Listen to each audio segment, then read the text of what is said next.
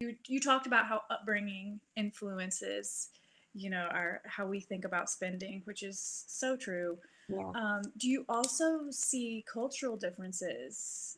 Um, yeah, just in general. I'm gonna keep it open and let you take it where you want. Yeah.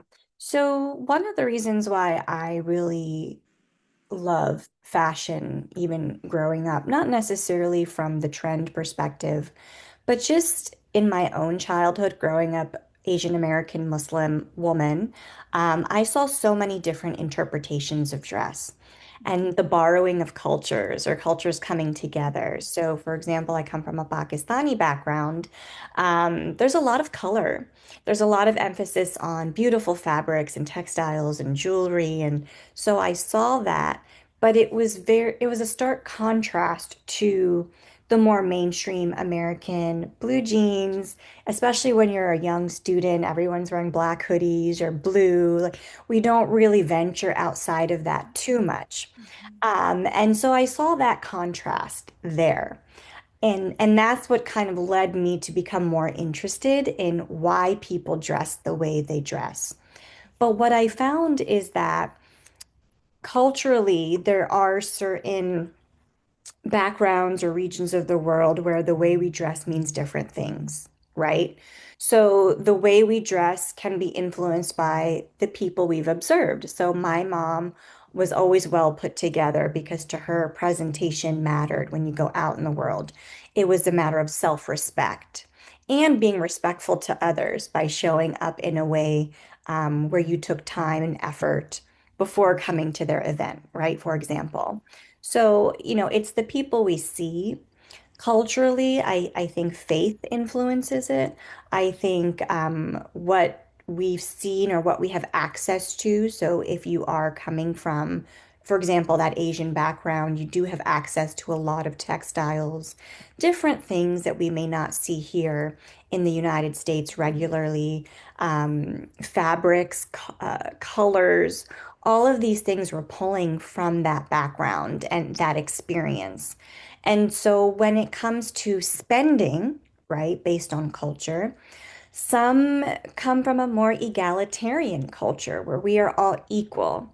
It doesn't matter whether you're the CEO or the intern. We're sitting at the same table. We're having conversations. It's not about the labels. Even if we're wearing something that is high quality and sustainable, maybe it doesn't have a big logo on it, right? Because that's not the focus.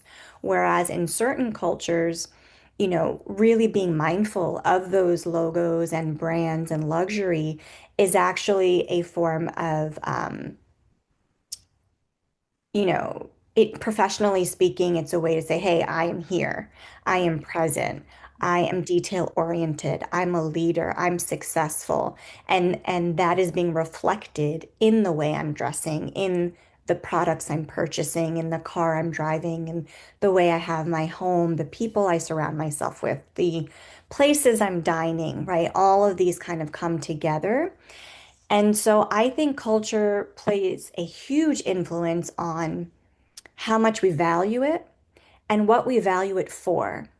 Are we Mm. valuing it because it's that I'm well groomed, self-respect for me, for others, in the spaces I find myself in? Is it a way to really, help me professionally because I am showcasing who I am to the world through this way? And so that's why for me, my motto is not so much trends, but more so image as a tool to communicate. And I think that came from my upbringing and my cultural background because we are speaking with our clothes. And that's what I was taught, and that kind of stuck with me, and that also influenced my path. Um, and I did take some notes. So, right. So I did talk about kind of respectability, professional credibility, presentation. And then sometimes we do value expectations in certain cultures. There's more of a focus on the collective and the community. And so there is a certain amount of conformity that comes with that. Yeah. Whereas in, the United States or certain Western cultures, we really, really focus on individuality and being unique.